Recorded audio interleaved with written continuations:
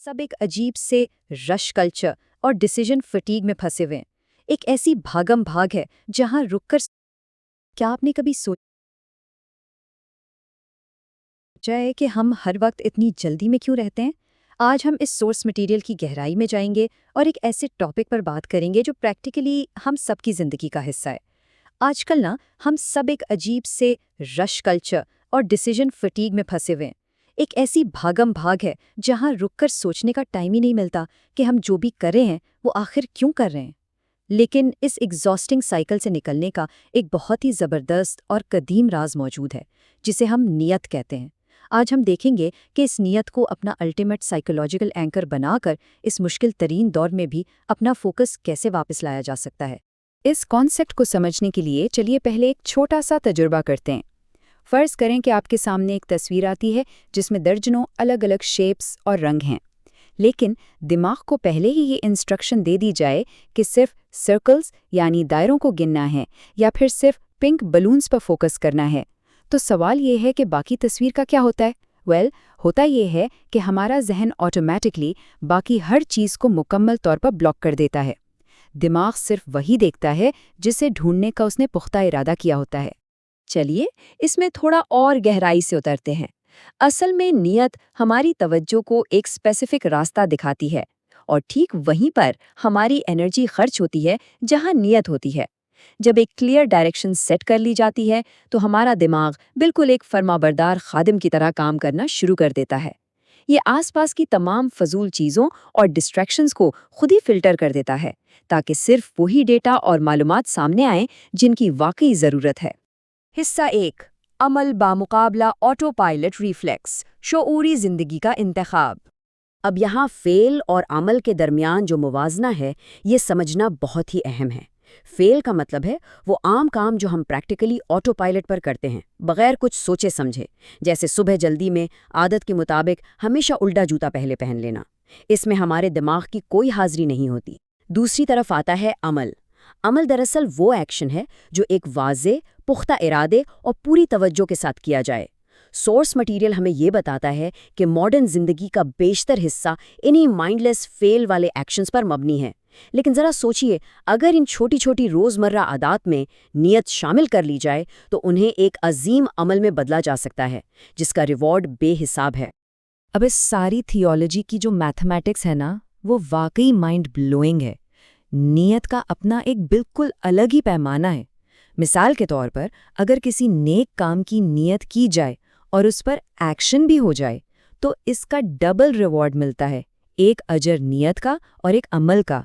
लेकिन बात यहाँ ख़त्म नहीं होती। अगर एक बेहतरीन नियत हो मगर किसी मजबूरी या फिजिकल इनकैपेसिटी की वजह से वो काम मुकम्मल ना हो सके, तब भी उसका पूरा अजर मिल जाता है।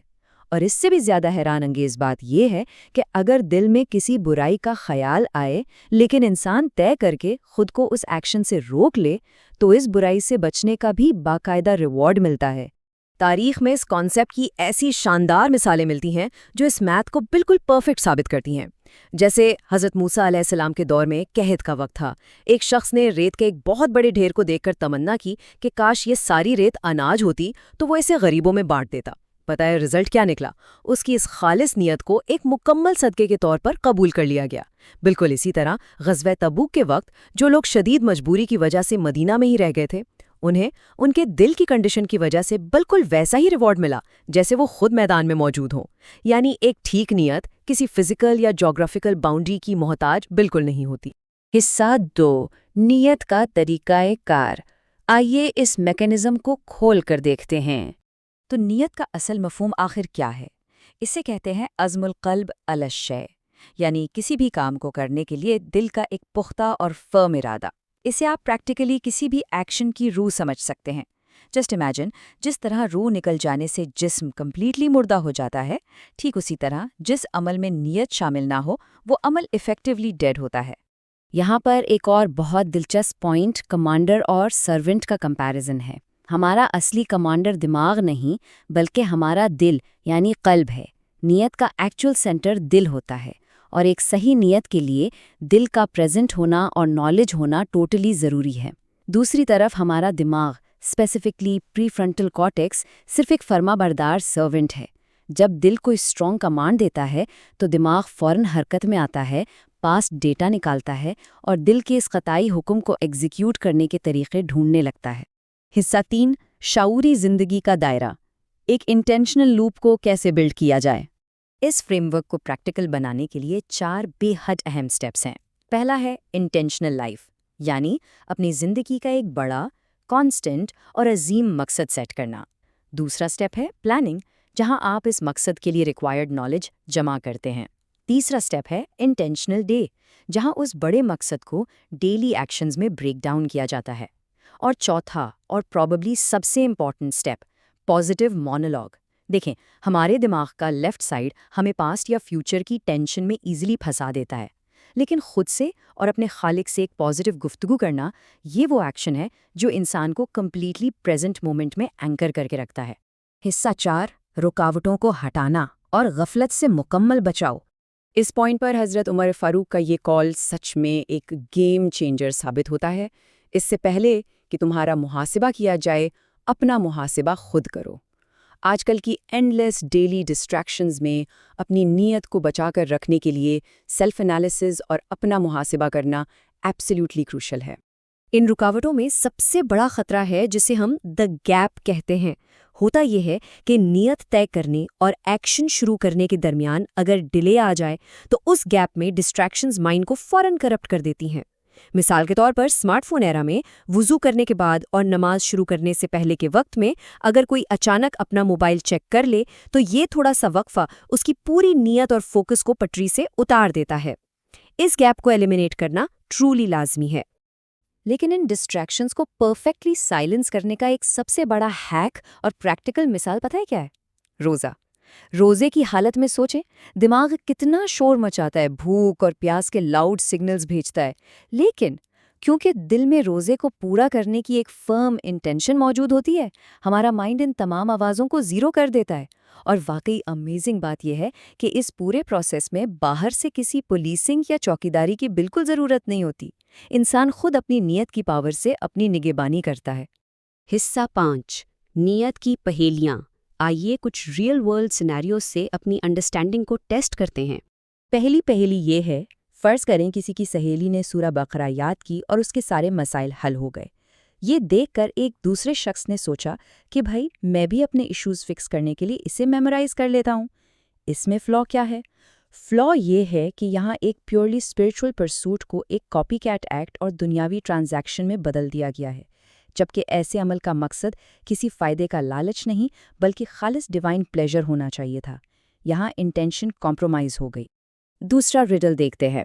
گھر میں کام کرنے والی میڈ کو چیریٹی یا زکوٰۃ اس خاص نیت سے دینا کہ آنے والے ہفتے مہمان آنے، اور اگر اسے پیسے مل گئے تو وہ خوش ہو کر کام سے چھٹی نہیں کرے گی۔ یہاں ٹھیک نیت کہاں خراب ہوئی؟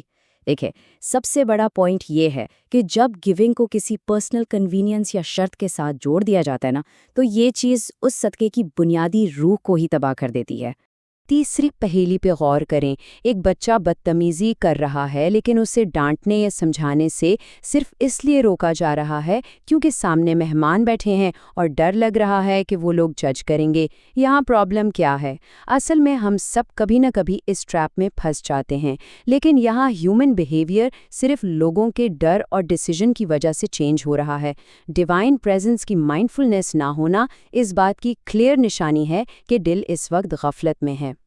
چوتھی اور آخری پہیلی، کسی سے ایک مہنگا تحفہ ملتا ہے اور اچانک سے ذہن پر یہ پریشر سوار ہو جاتا ہے کہ اب پیسے بچا کر بالکل ویسا ہی میچنگ ایکسپینسو تحفہ واپس دینا ہے۔